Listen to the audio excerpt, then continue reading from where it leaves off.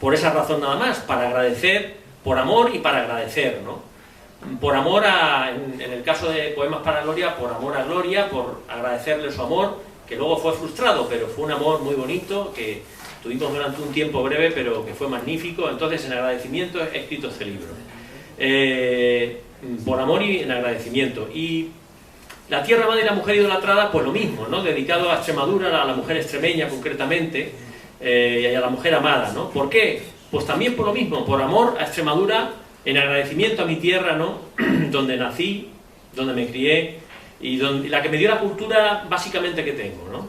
Yo estudié en el Colegio Diocesano de Cáceres, Virgen de la Montaña, y luego estudié posteriormente en el Colegio San José de Villafranca de los Barros. Luego ya me vine a Madrid. Tengo que decir que la cultura que tengo me la transmitieron estas dos instituciones, y luego pues también mi familia, mi padre, ¿no? Que tenía una gran cultura, era un gran lector, tenía muchas inquietudes intelectuales.